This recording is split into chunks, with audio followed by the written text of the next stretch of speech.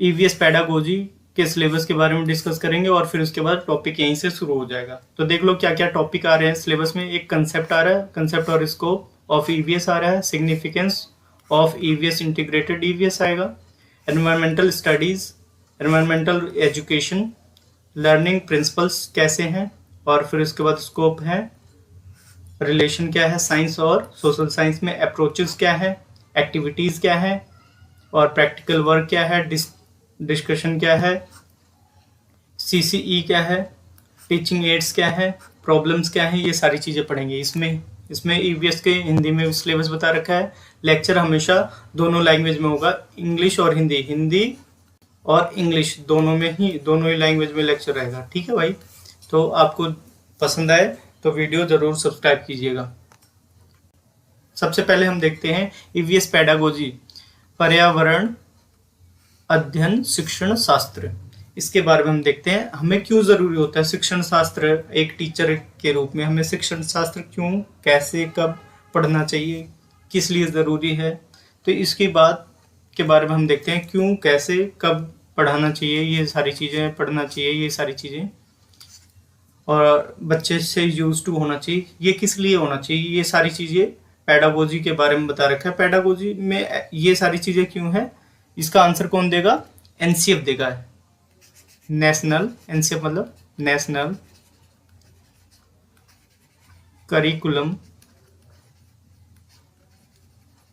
Framework,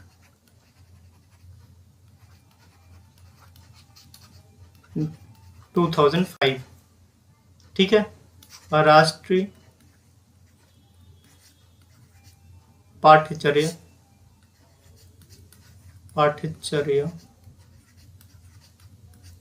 रूपरेखा 2005 बताएगा इसका आंसर। ठीक है, 2005 इसका आंसर देगा। हिंदी में इसको कहते हैं, इंग्लिश में एनसीएफ कहेंगे।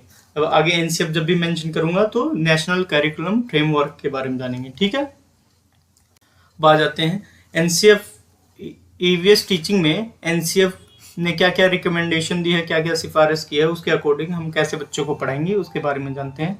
सबसे पहले क्या कहता है एनसीएफ, कहता है कि स्कूल को आउटसाइड की दुनिया से जोड़ दो, लिंक करो। जो स्कूली नॉलेज है ना, बाहर की नॉलेज से जोड़ो, एप्लीकेशन होना चाहिए उसका बाहर की दुनिया में। दूसरा क्या है, बच्चे के विचारों को वैल्यू करो। जैसे कोई भी बैकग्राउंड का बच्चा है तो ये मत बोलो कि भाई आप मतलब छोटी बातें करो या बड़ी बातें, कोई छोटी बड़ी बातें नहीं, जो भी उसके आइडियाज़ हैं उस आइडियाज़ को एक्सेप्ट करना, उनके विचारों को एक्सेप्ट करना है, तवज्जो देना है, वैल्यू करनी है उनकी। और फिर उसके बाद बच्चे के एक्सपीरियंसेस को भी वैल्यू देनी है कि भाई उसने कैसे कैसे कोई चीज़ एक्सपीरियंस करा है। छोटा बच्चा है लेकिन एक्सपीरियंस, उसकी बातों के जो एक्सपीरियंस है, जो अपनी बातें बता रहा है, उस एक्सपीरियंस की वैल्यू करनी है। बहुत अच्छा करा आपने, या उसके बारे में जानना है।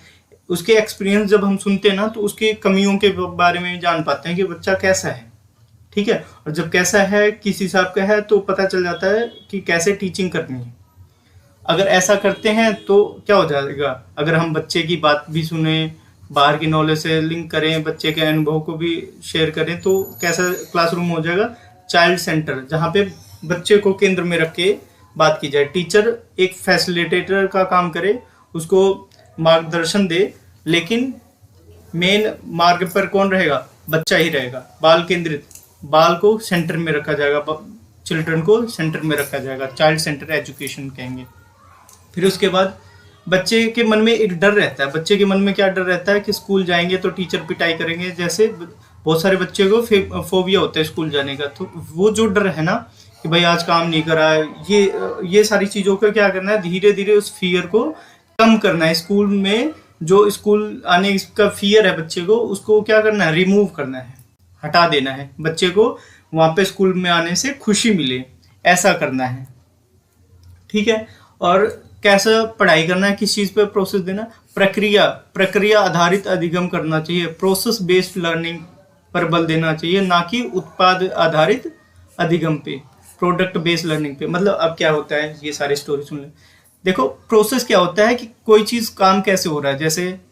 जैसे खाना बनाना है तो आप कैसे कैसे खाना बनाते हो, वो सारी चीज़ें क्या है, प्रोसेस है। अब सारी चीज जब तक खाना नहीं बन जाता तब तक वो प्रोसेस चल रही है। जब एक बार खाना बन गया, जैसे सपोज करो रोटी बन गई और चावल दाल सब कुछ बन गया, ये तो ये क्या है, रिजल्ट है। तो बच्चे को क्या करना है कि वो कैसे पढ़ाई कर रहा है वो देखना है, उस चीज पे देखना है कि पढ़ाई ऐसे करनी है, जैसे ऐसे बनाना है। भाई टेढ़ा मेढ़ा बना रहा है, रिजल्ट नहीं देखना, उसको बनाना आ रहा है कि नहीं है, पेन होल्डिंग आ रहा है कि नहीं है, पेन होल्ड कर पा रहा है कि नहीं कर पा रहा है, उसको बोलना लिखना आ रहा है, बोलना आ रहा है कि नहीं आ रहा है। ठीक है, लिखना बेशक से ना आए उसको, लेकिन बोलना आ रहा है कि नहीं आ रहा है, ये सारी चीजें देखते हैं। तो मतलब हमें रिजल्ट नहीं देखना, प्रोडक्ट नहीं देखना, रिजल्ट नहीं देखना, हमें क्या देखना है कि वो कर पा रहा है कि नहीं कर रहा है। रिजल्ट देखना है सिर्फ, रिजल्ट नहीं देखना है, ओनली क्या देखना है, प्रोसेस, प्रक्रिया कैसे काम कर रहे हैं ये देखना है। ठीक है, बात क्लियर। आगे आ जाते हैं भाई नेक्स्ट पॉइंट पे। क्या है, बच्चे को अपने हाथ से करने दिया जाए। जैसे कोई लेटर बना रहा है, जैसे सपोज करो एफ बनाने में बच्चे की दिक्कत होती है, एफ बनाने में दिक्कत होती है, तो अगर एफ बनाने में उसको दिक्कत हो रही है तो उसको खुद करने के लिए दिया जाए कि भाई हाँ टेढ़ा मेढ़ा बना दे, कभी एफ ऐसे बना देगा, ऐसे बना देगा, तो करने दो। जब वो धीरे धीरे एक्सपीरियंस करेगा तो वो गलत करना भी सही की तरफ बढ़ना होता है। ठीक है, अभी ऐसे बना रहा है, फिर ऐसे बना रहा है, फिर एक टाइम बाद ऐसे बनाना शुरू कर देगा, क्योंकि गलत, अगर ये 2 बार गलत करा है ना, मतलब अगली बार सही करेगा, तो सही तक पहुंचने का रास्ता होता है गलत करके जाना। ठीक है, आगे बढ़ते हैं भाई। एक तो ग्रुप एक्टिविटी करो। ग्रुप एक्टिविटी, बच्चे अपने जैसे दोस्तों को मिलेंगे, 4-5 दोस्त मिलेंगे, तो उनका क्या है कि आपस में एक्सपीरियंस जब शेयर करेंगे चारों दोस्त, तो क्या होगा, उनका मतलब उनकी नॉलेज बढ़ेगी, उनके ज्ञान वर्धन होगा।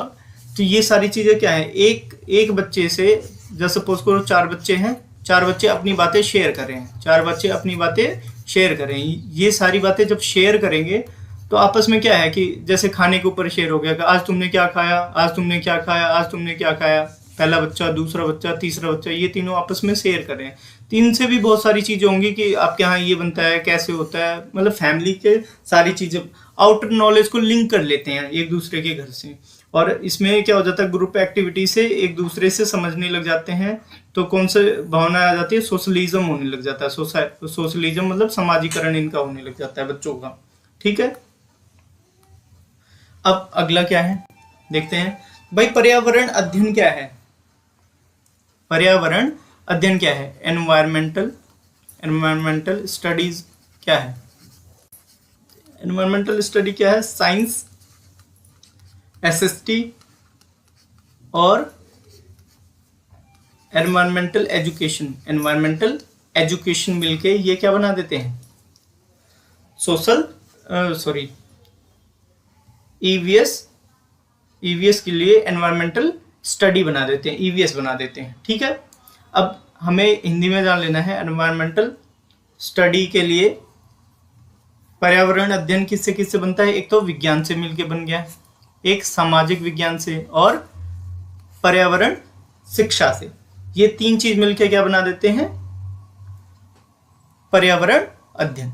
ठीक है, अब पर्यावरण अध्ययन, जब ये सारे सब्जेक्ट अलग अलग है, वैसे साइंस अलग है, सोशल साइंस अलग है, पर्यावरण अलग है, पर्यावरण शिक्षा अलग है। ठीक है, तो ये तीनों अलग अलग सब्जेक्ट है, इनको जब ज्वाइन कर लिया जाता है, ज्वाइन करके पढ़ा जाता है, तो उस दृष्टिकोण को क्या कहते हैं, समग्र दृष्टिकोण कहते हैं, होलिस्टिक अप्रोच कहते हैं। कि भाई साइंस है, एसएसटी है, और फिर उसके बाद क्या है, एनवायरमेंटल एजुकेशन है। ये तीनों मिलके एक ही सब्जेक्ट के रूप में पढ़ा जाता है, मतलब कई सारी चीजें एक ही अप्रोच में पढ़े जाए, उसको क्या कहेंगे, समग्र दृष्टिकोण कहेंगे। क्या कहेंगे, समग्र दृष्टिकोण कहेंगे। अब आगे क्या है कि भाई इंटर डिसिप्लिनरी, मतलब ये क्या है कि एक सब्जेक्ट को, एक विषय को दूसरे विषय से जोड़ के देखना। जैसे अब मैं आपको बता देता हूँ, ईवीएस है, ईवीएस पढ़ते टाइम में हम कहीं ना कहीं लैंग्वेज देखते हैं। लैंग्वेज भाई ईवीएस अगर पढ़ रहे हैं तो कोई ना कोई भाषा होगी, चाहे इंग्लिश होगी, चाहे हिंदी होगी, चाहे अदर कोई लैंग्वेज होगी, कुछ ना कुछ लैंग्वेज से रिलेट हो रहा है। दूसरा क्या है, थोड़ा सा साइंस भी इंक्लूड हो रहा है इसमें, साइंस तो इसी का पार्ट है। साइंस के साथ साथ में मैथ्स भी यूज हो रहा है कि नहीं हो रहा। मैथ्स यूज होगा थोड़ा सा कि भाई कितने किलोमीटर जाना, कितने किलोमीटर आना, रेलवे ट्रैक वगैरह के बारे में जानना है ना। तो धीरे धीरे मैथ्स के भी बारे में यहाँ पे इंक्लूड हो गए, स्पीड के बारे में थोड़ा सा जान जाएंगे, तो मैथ्स भी यहाँ पे इंक्लूड हो रही है। तो इनको क्या कहते हैं, इंटरडिसिप्लिनरी। अब आ जाते हैं, ये क्या है, बच्चे के अल्टरनेटिव कंसेप्ट को वैल्यू देना है। अल्टरनेटिव कंसेप्ट क्या होते हैं, वैकल्पिक संप्रत्यय। वैकल्पिक संप्रत्यय क्या होते हैं, मतलब बच्चा कोई और दूसरे ऑप्शन से काम करने की कोशिश कर रहा है ना। जैसे मैं कह रहा हूं कि एक क्वेश्चन इस तरीके से हो रहा है, तो बच्चे के भी तरीके को देखना है, दूसरे तरीके को भी वैल्यू देनी है, तो उसके मतलब बच्चे के तरीके को भी वैल्यू देना भी क्या हो जाता है, अल्टरनेटिव कंसेप्ट कहा जाता है। ठीक है, नेक्स्ट वाला है थीमेटिक अप्रोच से पढ़ाई करवानी चाहिए। थीमेटिक अप्रोच क्या होते हैं उसके बारे में अब नेक्स्ट वीडियो में देखते हैं। भाई सबसे पहले 6 थीम्स हैं। ईवीएस में कितनी थीम्स है, ईवीएस में कितनी थीम्स है, 6 थीम्स हैं। पर्यावरण अध्ययन में कितने थीम्स हैं, 6 थीम्स हैं। पूरा चैप्टर कितने थीम्स में डिवाइड है, पूरे बुक कितने में डिवाइड है, 6 थीम्स में पूरा चैप्टर इन्हीं बेसिस पे डिवाइड है। सबसे पहले थीम का क्या नाम है, परिवार व मित्र। परिवार व मित्र, इसमें 4 सब थीम्स आते हैं, जैसे रिलेशन आ गया, संबंध आ गया, जानवर आ गए, पेड़ पौधे आ गए, कार्य व खेल आ गए। ठीक है, पहले वाले थीम में। दूसरा वाला थीम क्या है, भोजन है। क्या है, भोजन है। तीसरा थीम क्या है, आवास है, जहां हम रहते हैं। पानी भी एक थीम है, वाटर। यात्रा, ट्रैवल भी है, कहाँ हम घूमने जाते, कैसे हैं, भारत के हर एक कोने के बारे में जानते हैं। ठीक, चीजें जो हम बनाते और करते हैं, ये भी 6 थीम्स, ये 6 थीम्स हो गए। 1 2 3 4 5 6, ये 6 थीम्स हो गए। और ये कितने हैं, 4 सब थीम्स हो गए। क्या हो गए, 4 सब थीम्स। उप थीम क्या है, ये 4 है। ठीक है, ये क्वेश्चन बहुत आता है सीटेट में, तो इस चीज को बहुत ध्यान से देखेंगे। अब इंग्लिश में जान लेते हैं इनका क्या क्या नाम है। फैमिली एंड फ्रेंड्स, पहला है relationships, animals, plants, works and play. अब दूसरा वाला क्या है, मील। मील मतलब फूड, कहीं कहीं फूड देगा, कहीं कहीं मील देगा। अगले वाले में अकोमोडेशन मतलब शेल्टर। ठीक है, नेक्स्ट वाले में वाटर, पानी। ठीक है, उससे अगले वाले में ट्रैवल, कहाँ हम घूमने जाते हैं, यात्रा वगैरह। फिर उसके बाद the things we make and do. ठीक है, ये हो गए आपके 6 थीम्स हो गए। अब आगे बढ़ जाते हैं, बुक कैसी होगी एनसीएफ के अकॉर्डिंग, बुक और करिकुलम कैसा होगा ईवीएस का, उसके बारे में जान लेते हैं कैसा होना चाहिए। सबसे पहले तो देखा जाए, फर्स्ट और सेकंड क्लास में कोई बुक नहीं है। फर्स्ट और सेकंड क्लास में, प्राइमरी के फर्स्ट और सेकंड क्लास में कोई बुक नहीं है। कॉन्टेक्चुअल नॉलेज से इनको ईवीएस पढ़ना है, एनवायरमेंटल स्टडी करना है। कैसे, कॉन्टेक्चुअल नॉलेज से, इसमें साफ साफ दिया गया है एनसीएफ में कि भाई मैथ्स और लैंग्वेज से आप क्या है, ईवीएस पढ़ाओगे पहले 2 क्लासेस में। फर्स्ट और सेकंड क्लास में मैथ्स और लैंग्वेज से पढ़ाओगे, और कोई भी चीज नहीं पढ़ाओगे, आप किसी चीज का यूज नहीं करोगे। सिर्फ इन्हीं दोनों चीज का यूज करके आप एनवायरमेंटल स्टडी करोगे और बाहर की बातें यूज करोगे। कोई अदर टेक्स्ट बुक नहीं होनी चाहिए पहली और दूसरी क्लास में। ऐसा किसने कहा था, एनसीएफ ने तो कहा था, लेकिन किसके रिकमेंडेशन से, किसके सलाह से कहा था, एनईपी, नेशनल एजुकेशन पॉलिसी 1993। कौन था उस टाइम में समिति में, यशपाल समिति ने। और कौन सी बातों की सिफारिश की थी, लर्निंग विदाउट बर्डन। तो इसलिए बच्चों के ऊपर बर्डन नहीं होना चाहिए पहले दूसरी क्लास का, इंटरेस्टिंग होना चाहिए। अगर कॉन्टेक्चुअल नॉलेज करोगे तो वो अपनी नॉलेज को क्या करेंगे, एनवायरनमेंट से ज़्यादा कनेक्ट कर पाएंगे। अगर मैं टेक्स्ट बुक लगवा देते हैं, हम सब टेक्स्ट बुक लगवा देते हैं, तो बच्चे किताबी ज्ञान जानेंगे, प्रैक्टिकल नॉलेज नहीं जानेंगे, और इनसे बर्डन भी कम होगा। आगे क्या है, 3rd क्लास में और 4th क्लास में और 5th क्लास में एक बुक आई है जिसका नाम है लुकिंग अराउंड। और हिंदी में क्या कहते हैं उसको, आसपास कहेंगे। ठीक है, बुक देख लेते हैं भाई। थर्ड क्लास की बुक कैसी है, थर्ड क्लास की ये रही बुक, लुकिंग अराउंड की, आसपास की तीसरी क्लास की। अगले वाले में भाई चौथी क्लास की है, लुकिंग अराउंड, और इसमें क्या है, चौथी क्लास दे रखी है। अगले वाले में भी फिफ्थ क्लास के हैं, और फिफ्थ पांचवी क्लास, कक्षा 5 के लिए। ठीक है, बुक देख लिया आपने, बुक का फ्रंट पेज देख लिया आपने। अब भाई आगे आ जाते हैं भाई। सबसे पहले विदाउट बर्डन वाले में, लर्निंग विदाउट बर्डन में क्या है, रोट लर्निंग को क्या है, रोकना है। सबसे पहले रटने पर रोक है। ठीक है, रटवाना नहीं है किसी चीज़ को। और सबसे पहले डाइवर्सिटी को एक्सेप्ट करना चाहिए, इंक्लूड डाइवर्सिटी होनी चाहिए। अब जैसे दिल्ली के किसी स्कूल के टीचर ने क्या है, सिर्फ दिल्ली के एग्जाम्पल दे रहा है, दिल्ली के मतलब परिवेश का एग्जाम्पल दे रहे हैं वो टीचर, तो वो गलत है। ऑल ओवर इंडिया के एग्जाम्पल देने चाहिए।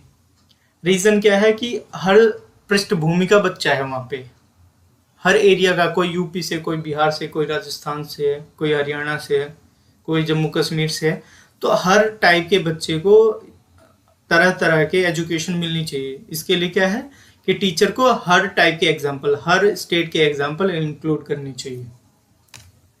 अब आ जाते हैं नेक्स्ट वाले में। क्या कह रहा है कि एजुकेशन को क्या करना है, लोकल लेवल से लेना है, मतलब अपने घर से बात करनी शुरू करनी है। जैसे अभी जहाँ पे बच्चा है वहीं से लोकल से बात करनी है, फिर पूरी दुनिया की बात करनी है।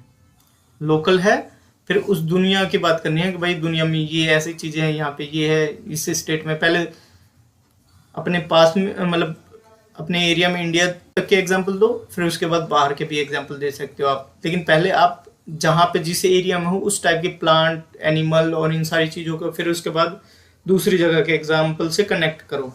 ठीक है ना, पहले अपने एरिया के सारे एग्जाम्पल से कनेक्ट करो, फिर उसके बाद ग्लोबल लेवल पे, वर्ल्ड की, दुनिया के बारे में। ठीक है, अब सबसे पहले उद्देश्य क्या है पेडागोजी पढ़ाने का। और पेडागोजी जब टीचर पढ़ लेता है तो वो क्या कर देता है कि अपने उन सारी चीज़ों को आत्मसात कर निकल लेता है, और वो सारी चीज़ें क्या हैं, बच्चे को पढ़ाने में एप्लीकेबल करता है। तो बच्चों को जितना फ्री करवाया जाए, टीचर जितना लिबरल रहेगा, जितना उसको बच्चे को बर्डन नहीं देगा, प्यार से पढ़ाएगा, तो उससे क्या होगा कि बच्चे प्रश्न पूछ सकेंगे। उससे प्रश्न पूछेंगे तो क्या होगा, प्रश्न पूछने से उनकी हेजिटेशन खत्म होगी, रिस्पॉन्सिबिलिटी जागेगी कि भाई हाँ ऐसे है कि रिस्पॉन्सिबल पर्सन बन सकते हैं बच्चे। फिर उसके बाद है जो एनवायरनमेंट के प्रति, एनवायरनमेंट के, अगर आप अच्छे एनवायरमेंटल एजुकेशन के टीचर हो, एनवायरमेंटल स्टडी के टीचर हो, ईवीएस के टीचर हो, तो वो क्या कहेंगे, बच्चे के मन में आप बचपन से ही एनवायरनमेंट के प्रति, पर्यावरण के प्रति क्या है, एक अच्छी विचार डाल सकते हो, पैदा कर सकते हो उसके दिमाग में। ठीक है, और बच्चे को संवेदनशील भी बना सकते हो। अच्छे विचार डालने का मतलब क्या है, वो संवेदनशील हो जाएगा पर्यावरण के लिए, और जब पर्यावरण के लिए संवेदनशील हो जाएगा तो पर्यावरण के विरुद्ध कुछ भी काम नहीं करेगा। अगला क्या है, बच्चे के थॉट्स भी प्रमोट होंगे, प्रमोट थॉट्स ऑफ स्टूडेंट। तो बच्चों के थॉट्स को भी प्रमोट होगा, मतलब आगे बढ़ावा मिलेगा कि बच्चे भाई जो सोच रहे हैं वो अच्छा सोच रहे हैं, कैसे सोच रहे हैं, सोचने का नज़रिया भी बहुत बदलेगा बच्चों का। फिर उसके बाद कौशलों का विकास होगा, स्किल्स डेवलप होंगी, बच्चों के अंदर स्किल्स डेवलप होंगी कि भाई कौन सा काम कैसे करना है, सारी चीज़ें। एक तो साथ में पढ़ेंगे तो सोशलाइजेशन वगैरह होंगी और सारी चीज़ें होंगी, बहुत सारे स्किल्स डेवलप होंगे। मोटर स्किल्स डेवलप होंगी भाई, लिखने पढ़ने से, लिखने पढ़ने से भाई उसकी मांसपेशियां, उंगलियां ठीक चलने लग जाएंगी। तो कई सारे कौशलों का विकास होगा। जिज्ञासा का पोषण होगा। ठीक है ना, जिज्ञासा जो होगी बच्चों के अंदर, क्यूरियोसिटी होगी जानने के लिए, वो सारी चीजें क्या होंगी भाई, वो अगर क्यूरियस होगा बच्चा तो एक तरीके से क्या है, साइंटिस्ट बन जाएगा फ्यूचर में जाके। तो क्यूरियोसिटी वगैरह उनका समाधान करना, एक अप्रोच सीख जाएंगे कि कैसे करना है, तो आगे जाके और अच्छी पढ़ाई करेंगे। ठीक है। सभी संस्कृति व लोगों का आदर करना भी सीख जाएंगे। भाई डाइवर्सिटी है, ये नहीं कहेंगे भाई हम ही एक्सट्रीम लेवल के बहुत अच्छे हैं। बहुत सारे बच्चे मैंने देखे हैं कि भाई अपने आप को बहुत मतलब एक्सट्रीम लेवल के मानते हैं, कोई छोटा है कोई बड़ा है ऐसे मानने लग जाते हैं। लेकिन जब आप अच्छे टीचर रहोगे, उसमें सारे एग्जाम्पल हर संस्कृति के डालोगे, तो बच्चे क्या करेंगे, हर संस्कृति का सम्मान करेंगे। ठीक है। तो कक्षा में गतिविधियां मतलब क्या एक्टिविटीज होंगी, कौन सी गतिविधियां होंगी, इसके बारे में भी जान लेते हैं। इसकी एक्टिविटीज क्या क्या होंगी, सबसे पहले देखते हैं। भाई एक्टिविटीज क्यों करवानी चाहिए, सबसे पहले ये ध्यान में रखो कि भाई बच्चों को एक्टिविटीज क्यों करवानी चाहिए। सबसे एक्टिविटीज क्यों करवानी चाहिए, इससे बच्चों के अंदर कौन से कौशल का विकास होगा, ये भी जानना जरूरी है। क्या क्या होगा विकास, देखते हैं भाई। सबसे पहले उनकी अधिकतम ज्ञानेंद्रियां सक्रिय होंगी, मैक्सिमम सेंसेस क्या होंगे, एक्टिव होंगे। एक्टिविटीज करवाने से उनकी जो ज्ञानेंद्रियां हैं वो ज्यादा एक्टिव होंगी, सक्रिय होंगी। दूसरी बात क्या है, हैंड्स ऑन एक्टिविटीज करने से कि उनके क्या है, मोटर डेवलपमेंट। मोटर डेवलपमेंट क्या होते हैं कि गतिज कौशल का विकास होगा, उनकी मांसपेशियां अच्छे से एक्टिव हो जाएंगी। जो यही बात कर रहा है, गतिज कौशल का विकास होगा, मोटर स्किल डेवलपमेंट होंगे उनकी। ठीक है। चित्र के माध्यम से भी पढ़ाना चाहिए, पिक्चर के माध्यम से पढ़ाना चाहिए। जैसे आपने भारत का मैप लगा दिया, भारत के मैप में उत्तर में सबसे ज्यादा क्या है, लद्दाख है, नीचे क्या है, तमिलनाडु है, और फिर इसके बाद ईस्ट में क्या है, अरुणाचल प्रदेश, वेस्ट में क्या है, गुजरात है। ये सारी चीजें बच्चों को चित्र के माध्यम से समझाया जा सकता है। मैंने कुछ एग्जांपल दिए, बहुत सारी चीजें समझा सकते हैं। जैसे श्यामपट्ट पर बहुत सारी चीजों का प्रयोग किया जा सकता है। मान लो एक पिक्चर बना के और श्यामपट्ट पे इस पे क्या है, बच्चों से शरीर के अंगों के नाम पूछ सकते हैं। भाई ये बाल है, ये पैर है, अंगूठा है, टॉय है। ये सारी चीजें इंग्लिश और हिंदी में सीख सकते हैं। और भी अदर लैंग्वेज में है, जो भी रीजनल लैंग्वेज सीखना चाहे वो भी सीख सकते हैं। तो श्यामपट्ट का यहाँ पे यूज किया जा सकता है। जैसे वाष्पीकरण का कंसेप्ट सिखाया जा सकता है। यहाँ देखो आग लगी हुई है और फिर इसके बाद यहाँ से वाष्प बन के ऐसे जा रहा है, पानी जा रहा है। वाष्पीकरण और संघनन का दोनों का कंसेप्ट सिखा सकते हैं। अच्छा, एक्सपेरिमेंट क्या हो सकता है, एक्सपेरिमेंट जो बच्चे खुद करें। एक्सपेरिमेंट क्या है, स्टूडेंट खुद करे, छात्र खुद करे। ठीक है। और डेमोन्स्ट्रेशन क्या होता है, भाई जो डेंजरस होती हैं बहुत सारी चीजें तो वो शिक्षक करवाता है और बच्चों को दिखाता है। डेमोस मतलब दिखाना, कोई चीज दिखाना, डेमो मतलब दिखाना। ठीक है। तो टीचर क्या करता है, खुद करता है और बच्चों को दिखा देता है। बच्चे ऑडियंस होते हैं और एक्सपेरिमेंट में भाई खुद बच्चे करते हैं। ठीक है। भाई वार्तालाप करके दिखाया जा सकता है। जैसे अगर पानी, डिस्कशन से कैसे है कि भाई अगर पानी ना होता तो क्या होता, इससे भाई बच्चे क्या सोचेंगे, भाई बहुत जने सोचेंगे हम प्यासे मर जाते या हम नहा नहीं पाते। ठीक है। बहुत सारी चीजें सोचते हैं कि भाई हम पेड़ को पानी नहीं दे पाते। तो ऐसे ऐसे कुछ बच्चों के आंसर आएंगे। तो जब ऐसे बच्चों के आंसर आएंगे तो उसमें से आपको भी पता चलेगा कि बच्चा किस लेवल पे।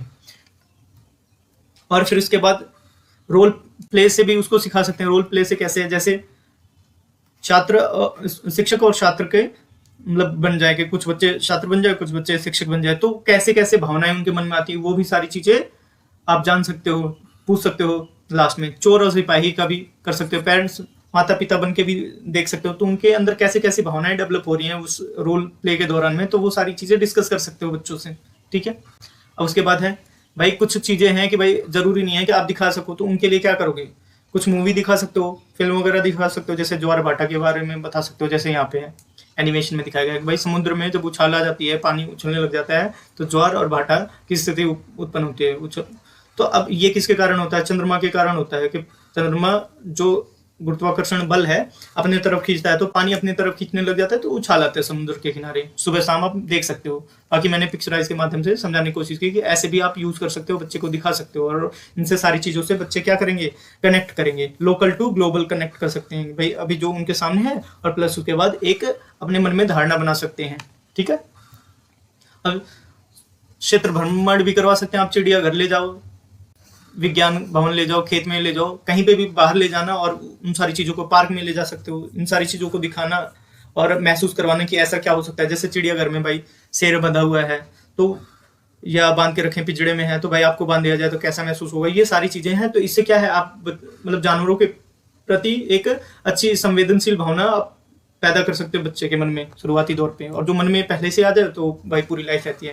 इससे सामूहिक गतिविधियां करवा सकते हो, ग्रुप एक्टिविटी करवा सकते हो। ग्रुप एक्टिविटी से सबसे पहले क्या हो जाएगा, समाजीकरण होगा उसका, बच्चे का सामाजिकरण सामाजिककरण होगा,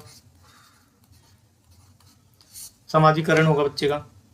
देखो सामाजिकरण से क्या होगा कि इनको जिम्मेदारी होगी कि भाई टीम वर्क की भी जिम्मेदारी होंगी, इनके मन में विकास होगा कि टीम में कैसे काम किया जाए, एकता में अनेकता की भी बातें होंगी। अब ये क्या है, एडवेंचर ऑफ ग्रुप एक्टिविटी। फायदा क्या है, फायदा क्या है ग्रुप एक्टिविटी का? फायदा क्या है, समूह गतिविधि का क्या फायदा है? सबसे पहले सहयोग की भावना आएगी बच्चों के अंदर। क्या आएगी? सहयोग की भावना। कोलेब्रेशन होगा और कोऑपरेशन दोनों होगा, ठीक है। भागीदारी, पार्टिसिपेशन आएगा। बच्चे जिम्मेदार होंगे अपने काम को लेके और टीम में काम करना पसंद करेंगे। टीम में काम करेंगे, वो टीम में भी काम करना उनको आ जाएगा, क्योंकि भाई एक दूसरे के मतलब वैल्यू समझेंगे। एक समरूपता की भी भावना आएगी। समाजीकरण भी होगा, सबसे बड़ा होगा सामाजिक जागरूक होंगे। फिर उसके बाद आपसी समझ बढ़ेगी, म्यूचुअल अंडरस्टैंडिंग होगी कि भाई मैं सब जो अपने आप को बहुत बड़ा समझते हैं तो बड़ा नहीं, सब बराबर के समझेंगे। ये समकक्षता की भावना आएगी। बुक में कहानी और कविताएं क्यों होती हैं?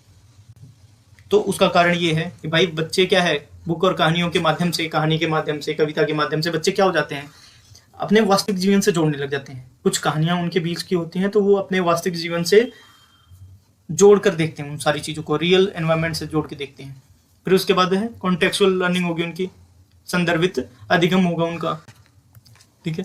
कल्पना शक्ति बढ़ेगी कि भाई कहानी के इसके बाद क्या हो सकता है। कहानी में जैसे आप टीचर कोई कहानी सुना रहा है तो एक पड़ाव पे, एक कड़ी में अगली पार्ट को सोचने लग जाते हैं बच्चे, तो इमेजिनेशन की पावर बढ़ेगी उनकी, इमेजिनेशन करना, कल्पना शक्ति बढ़ेगी।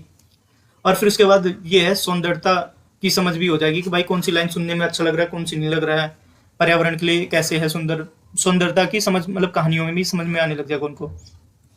कैसे?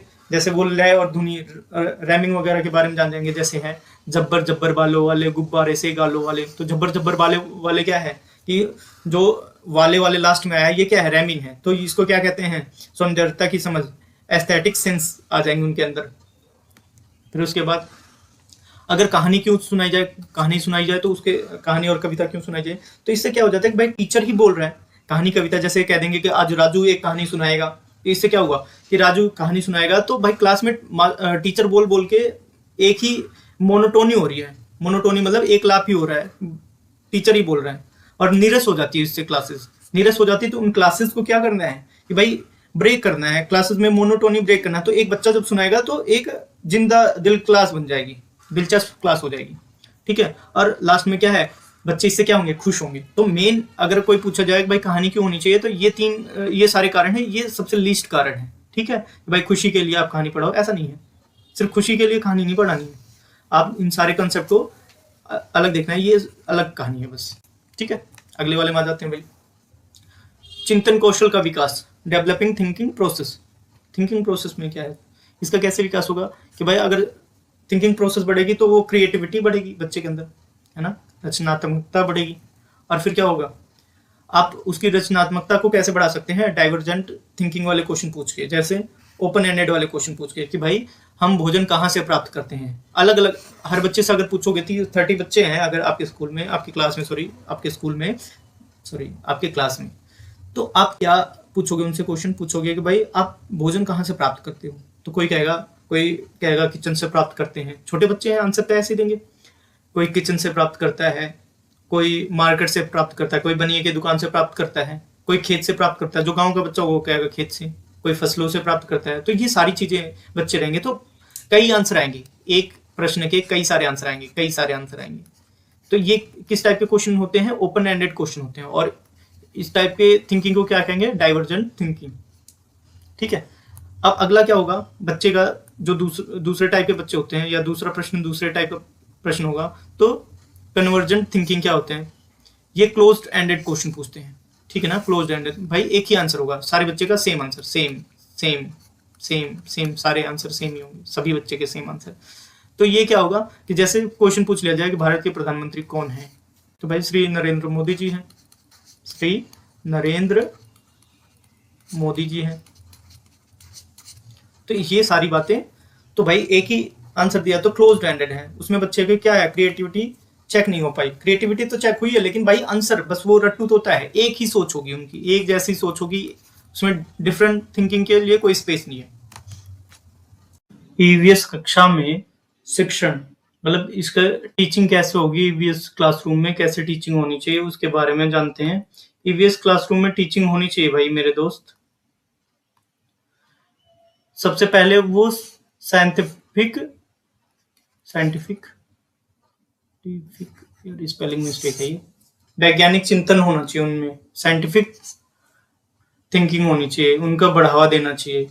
कैसे शिक्षण होनी चाहिए कि वैज्ञानिक चिंतन का बढ़ावा देना चाहिए, कि वैज्ञानिक सोच को बढ़ावा देना चाहिए, ठीक है। और उसके बाद है लॉजिकल आर्गुमेंट कर सके, लॉजिकल आर्गुमेंट कर सके, ठीक है। आर्गुमेंट भी क्या हो जाता है, जो ईवीएस टीचिंग है ना उसमें बच्चे क्या है, ऐसा टीचिंग स्टाइल हो कि भाई बच्चे क्या हो, लॉजिकल तार्किक आर्गुमेंट कर सके टीचर से, विश्लेषण कर सके, मतलब चीजों को करके देख सकें। एक बड़ी चीज है उसके बारे में, जैसे आप रेडियो देख लो, रेडियो या कम लैपटॉप में क्या क्या चीजें होती हैं, लैपटॉप में क्या क्या चीजें होती हैं भाई, मदरबोर्ड होता है, ठीक है, स्क्रीन पूरा कंप्लीट कंप्यूटर के बारे में, लैपटॉप के बारे में देख रहे हैं। फिर उसके बाद है रैम होती है, रोम होती है, ये सारी चीजें जो भी है ये बच्चे देखेंगे। आईसी चिप क्या होती है, आईसी चिप इसमें क्या, तो सारी चीजों को टुकड़े में करके देख रहे हैं, है ना, टुकड़े में करके देख रहे हैं, तो मतलब उसका क्या कर रहे हैं, विश्लेषण कर रहे हैं, उसका क्या कर रहे हैं, विश्लेषण कर रहे हैं, तार्किक चिंतन कर रहे हैं और वैज्ञानिक सोच को बढ़ावा कर रहे हैं। ये भाई गलत है स्पेलिंग। अब इसके बाद है क्या है, प्रोसेस स्किल क्या होती है, प्रोसेस स्किल का विकास कैसे होगा उसके बारे में देखते हैं। सबसे पहले भाई ऑब्जर्व करके, प्रक्रिया कौशल कैसा होता है, प्रक्रिया कौशल भाई ऑब्जर्व कौशल बढ़ेगा, उससे उसका विकास कैसे होगा, प्रोसेस स्किल का विकास कैसे होगा, ऑब्जर्वेशन स्किल का कौशल का ऑब्जर्व करके, मापन करके, मापन कौशल का विकास करके, कैसे भाई, मेजरमेंट भाई नापने का, ठीक है। किसी चीज को क्या करना है, क्लासिफिकेशन करना, वर्गीकरण कौशल का विकास होगा। फिर उसके बाद है निष्कर्ष निकालना, कंक्लूड करना, कंक्लूजन करना किसी चीज का, ठीक है। ये क्या है, किसके अंदर में आते हैं सारी चीजें, प्रोसेस स्किल में आते हैं, प्रक्रिया कौशल में आते हैं। उसका विकास कैसे होगा, ऑब्जर्वेशन करके, मेजरमेंट स्किल करके, क्लासिफिकेशन से, और फिर उसके बाद क्या होगा, कंक्लूजन से होगा, ठीक है। एक तो भाई प्रिडिक्शन करना, हाइपोथेसिस करना, अंदाजा लगाना किसी चीज का, भाई इसके बाद ऐसे हो सकता है, इसके बाद ऐसे हो सकता है, कोई चीज है, जैसे भाई पानी है, पानी गर्म किया जा रहा है, पानी गर्म करा जा रहा है और उससे क्या होगी, भाप बनेगी, भाप बनेगी तो क्या है ये है, अंदाजा लगाया जा रहा है कि भाई भाप ही बनेगी, इसके बाद बर्फ नहीं बनने वाला। तो ये क्या है, मतलब जो फ्यूचर में होने वाला है थोड़ा सा उसका अंदाजा लगाना, प्रिडिक्शन करना, जिसको भविष्यवाणी कहते हैं, ठीक है, थोड़ा अंदाजा लगाना, हाइपोथेसिस करना है। ये शब्द ज्यादा एप्रोप्रिएट है, एनसीएफ के अकॉर्डिंग ये वाला उतना नहीं है, ये वाला उतना नहीं है, तो मैंने प्रिडिक्शन जानबूझ के लगाया ताकि आपको हाइपोथेसिस का डायरेक्ट सिनोनिम्स पता चल जाए। इसके बाद आ जाते हैं भाई संचार कौशल, कम्युनिकेशन स्किल भी बढ़ेगा बच्चे का, है ना। प्रोसेस स्किल के अंदर में क्या होता है कि भाई एक दूसरे से बातचीत, अपनी बातों को कह पाना, लिख कर, बोल कर, समझ कर, एक दूसरे की समझना, ये सारी चीजें क्या हो जाती हैं, संचार कौशल में आते हैं, कम्युनिकेशन स्किल। फिर एक्सपेरिमेंटेशन स्किल भी उसका विकास होगा, प्रयोग करके, ठीक है, प्रयोग करना। तो प्रोसेस स्किल में क्या क्या आ गए, ऑब्जर्वेशन है, मेजरमेंट है, क्लासिफिकेशन है, कंक्लूजन है, हाइपोथेसिस है, कम्युनिकेशन है, एक्सपेरिमेंटेशन है, ठीक है। आगे आ जाते हैं भाई, भाई हमें जैसे शिक्षण पद्धति में हमें टीचिंग करनी है, किसकी, मैप की टीचिंग करनी है, मैप की, नक्शे की टीचिंग करनी है, उसको पढ़ाना है बच्चे को, ठीक है। तो क्या करेंगे, सबसे पहले हम उसके दिमाग में कौन सी बात डालेंगे, डायरेक्शन के कंसेप्ट डालेंगे। डायरेक्ट जैसे मैप है भाई, ऊपर नॉर्थ है, नीचे साउथ है, उत्तर है, दक्षिण है, पूरब है, पश्चिम है, ईस्ट है, और वेस्ट है। ये सारी चीजें, इसका डायरेक्शन का कंसेप्ट आएगा।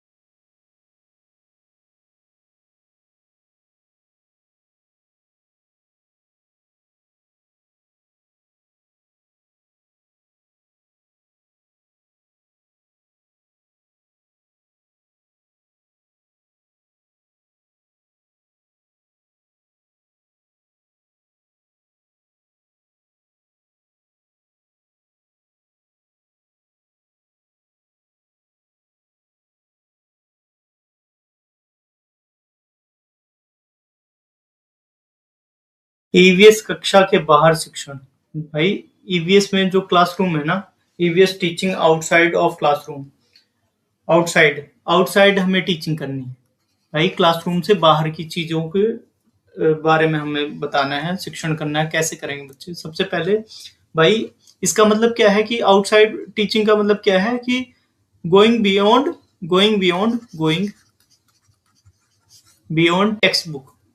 तो टेक्स्ट बुक के बियॉन्ड जाना मतलब परे जाना, टेक्स्ट बुक से परे जाना, किताबों से परे जाना। तो किताबों से जब परे जाते हैं, गोइंग यहाँ नहीं है, गो लिखा है, तो गोइंग बियॉन्ड टेक्स्ट बुक है, टेक्स्ट बुक से परे जाना। ये कौन कहता है? एनसीएफ कहता है। एनसीएफ कहता है कि भाई हम किताबी ज्ञान नहीं देंगे, हम किसके लिए ज्ञान भी देंगे भाई? टेक्स्ट बुक के बाहर। बट असल में क्या है कि किताबी ज्ञान क्या है? किताबी ज्ञान वही रास्ता है कि जिससे बच्चा क्या है, बाहर की दुनिया में अपना पालन पोषण कर सके, आगे विकास कर सके, है ना? तो किताबें इसीलिए तो है, ठीक है, बियॉन्ड टेक्स्ट बुक जाना। तो इसकी विधियां कैसे कैसे बियॉन्ड टेक्स्ट बुक जाने के लिए भाई, ईवीएस टीचिंग के लिए? तो क्या है, सबसे पहले उसको क्या है, कम्युनिटी से सीख सकते हैं। इसके कुछ मेथड्स हैं। सर्वेक्षण कर सकते हैं, ये भी बाहर ही होता है। कम्युनिटी मतलब आसपास में कम्युनिटी से बात करना है, समुदाय से बात करना है, सर्वेक्षण करना है, सर्वेक्षण के लिए भी बाहर जाना है। सर्वे करने के लिए बच्चे को भाई संवेदनशील बनाना, वो भी क्या है, क्लासरूम से बाहर जाएगा, उनका मन संवेदनशील होगा, विचार भी होंगे। असाइनमेंट देख सकते हो, असाइनमेंट के लिए भी बाहर से बच्चे कार्य करेंगे, है ना? और फिर उसके बाद क्या है, परियोजना प्रोजेक्ट दे सकते हो, तो बाहर की चीजों का ही इन्वॉल्वमेंट होगा उसमें, क्लासरूम टेक्स्ट बुक का कोई तो इन्वॉल्वमेंट नहीं होगा। अब इसके बारे में एक एक ये जो मैंने बताए हैं विधियां, इससे भी ज्यादा है, बट अभी जो मेन है इनको हम क्या करते हैं, एक एक करके डिस्कस करेंगे। देखो भाई, सबसे पहले कम्युनिटी से क्या सीखेंगे भाई हम? कम्युनिटी से बाहर के जीवन से जोड़ लेंगे भाई, बाहर के जीवन से। कम्युनिटी से क्या है, बाहर के जीवन से अपने जीवन को लिंक करेंगे। दूसरी बात क्या होगा कि एक्सपीरियंशियल लर्निंग करेंगे। एनसीएफ सबसे ज्यादा जोर देता है, एनसीएफ किस सबसे ज्यादा जोर देता है, एनसीएफ 2005 किस पे सबसे ज्यादा जोर देता है? बाहर के जीवन से जोड़ना। अगला क्या कह रहा है, वास्तविक जीवन से भी, बाहर के जीवन में भी वास्तविक जीवन से जोड़ना, ठीक है, वास्तविक रियल में लाइफ क्या है, ठीक है, उसके बारे में जोड़ना। अब भाई हमें ये पता चल गया, कम्युनिटी के बारे में सारी चीजें पता चल गई, है ना? समुदाय के बारे में ये सारी चीजें हम कर सकते हैं, बाहर के जीवन से जोड़ सकते हैं, रियल सिचुएशन में डाल सकते हैं, और उसके बाद क्या कर सकते हैं, एक्सपीरियंशियल लर्निंग कर सकते हैं। अब सर्वेक्षण के लिए क्या है, सर्वे क्या कर सकते हैं? सर्वे में बच्चे को ये पता चलेगा कि क्या क्या प्रोसेस स्कूल में स्किल है, ठीक है, हर प्रकार की। जैसे आप कहीं पे सर्वेक्षण करने गया है, वो सर्वे करने गया है, तो बच्चा ये पूछेगा कि आप क्या काम करते हैं, तरह तरह के सारी चीजें, तरह तरह के प्रोफेशन से ही जानेगा बच्चे कि भाई कोई मजदूरी कर रहा है, कोई भाई सीए है, कोई पुलिस ऑफिसर है, तो वो सारी चीजें देखेगा किस टाइप के स्किल्स चल रहे हैं। कोई मोटर स्किल से बढ़ रहा है, कोई कम्युनिकेशन स्किल से, कोई मास मीडिया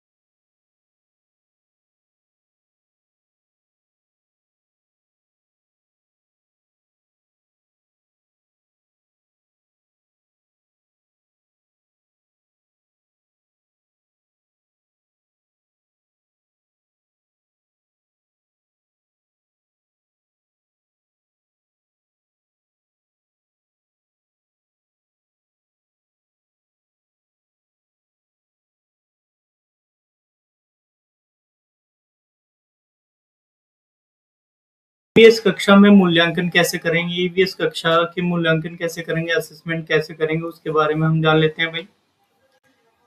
कैसे करेंगे सबसे पहले इसके बारे में जानते हैं, और फिर उसके बाद कैसे करेंगे, सबसे पहले कंटिन्यूअस करेंगे। बच्चे का क्या है, अगर हमें मूल्यांकन करना है, असेसमेंट करना है तो कंटिन्यूअस करना है, मतलब डेली, वीकली, मंथली, ये डेली करना है, डेली बेसिस पे कंटिन्यूअस लगातार करते रहना, ठीक है।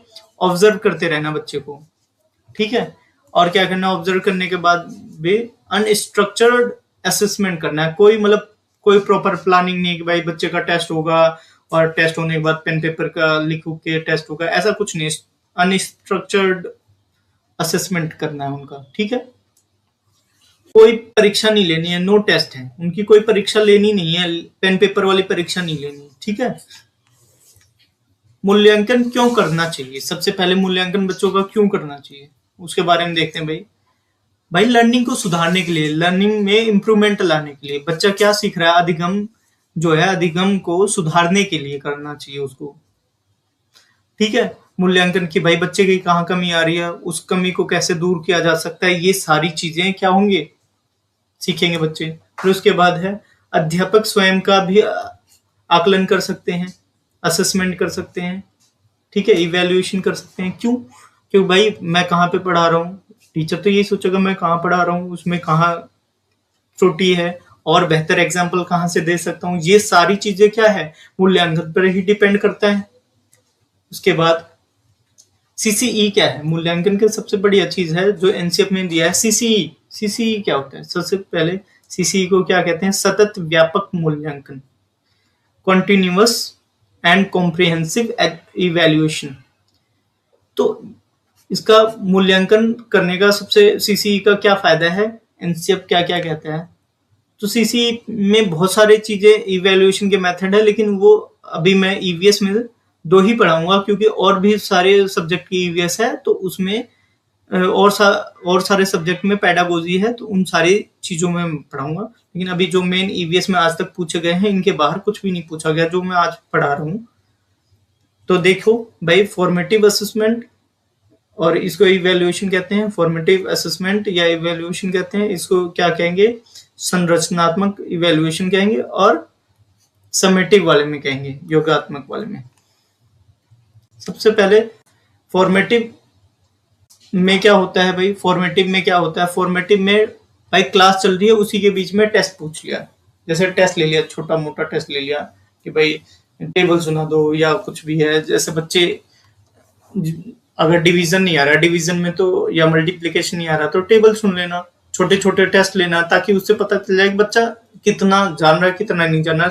ये मेनली पर्पस क्या रखता है, फॉर्मेटिव मतलब रचनात्मकता का क्या मतलब है कि सुधार लाने में ज्यादा ध्यान रखता है, इंप्रूवमेंट करने में ज्यादा ध्यान रखता है। फिर उसके बाद है वो एक्टिविटी के थ्रू सिखाने की कोशिश करते हैं, एक्टिविटीज के थ्रू, एक्टिविटी की स्पेलिंग गलत है, तो उसके थ्रू सिखाने की कोशिश करते हैं कि भाई जैसे दो दो दो मतलब चॉकलेट ले रहे हैं और ऐसे 10 बच्चे हैं तो कितने हो जाएंगे, तो 2 चॉकलेट एक बच्चे के पास में, ऐसे 10 बच्चे हैं तो कितने हो जाएगा, 20 हो जाएगा। तो ये सारी चीजें क्या है, एक्टिविटीज के बेसिस पे होना है, ठीक है। और उसके बाद क्या है, अब इसमें देख लेते हैं समेटिव वाले क्या करते हैं, ये भाई साल के एंड में लेते हैं या टर्म के एंड में लेते हैं, जैसे फर्स्ट टर्म हो गया, सेकंड टर्म हो गया, ये साल के एंड में लेंगे। और ये क्या चाहते हैं कि भाई ग्रेड देना चाहते हैं, बच्चों को पास फेल वाला चक्कर है इनमें। और फिर उसके बाद है पेन पेपर टेस्ट लेते हैं, तो ये क्या है, मेनली रिजल्ट पे काम करते हैं, रिजल्ट पे, किस पे काम करते हैं, रिजल्ट पे, परिणाम पे, निष्कर्ष पे, परिणाम पे। और ये किस पे काम करते हैं भैया, ये करते हैं प्रोसेस पे, प्रक्रिया पे। ये किस पे काम करते हैं, प्रक्रिया पे, प्रोसेस पे, ठीक है भाई। रिकॉर्ड कैसे रखा जाए बच्चों के लिए, तो स्पेशली 2 टाइप के रिकॉर्ड हमारे सीटेट के पेपर में ज्यादातर आते हैं, एक तो पोर्टफोलियो और एक एनेक्डोटल रिकॉर्ड के बारे में। पोर्टफोलियो के बारे में क्या जानते हैं भाई, पोर्टफोलियो में हर दिन की प्रगति नोट होती है, बच्चे क्या कर रहे हैं, कैसे कर रहे हैं, वो सारी चीजें। फिर उसके बाद हर एक बच्चे की अलग फाइल बनेगी, एक एक फाइल बनेगी, हर बच्चे की फाइल बनेगी, पोर्टफोलियो मतलब। और इसमें क्या है कि बच्चे का सारा कार्य लिखा जाता है, उसमें क्या कर रहे हैं क्या नहीं कर रहे हैं सारी चीजें हैं, ए टू जेड सब मेंशन रहता है पोर्टफोलियो में। एनेक्डोटल में भाई टीचर के पास में एक डायरी होती है और टीचर ही नोट करता है एनेक्डोटल वाले में, और फिर उसके बाद उसमें बच्चे की प्रगति के बारे में बता देता है, मेन मेन चीजों को, प्रगति में क्या क्या अचीवमेंट्स हुए हैं उसकी। और टीचर क्या है अपने अवलोकन करेगा बच्चे के कौशलों का उसमें, और उन कौशल को क्या करेगा मेंशन करेगा उस डायरी में, और उसी रिकॉर्ड को क्या कहेंगे एनेक्डोटल रिकॉर्ड कहेंगे। ठीक है, बात समझ में आ गई? थैंक यू भाई। इससे पहले मैं बता देता हूँ जितना भी मैंने ईवीएस में पढ़ा है ये कंप्लीट ईवीएस का पेडागोजी है, ईवीएस पेडागोगी।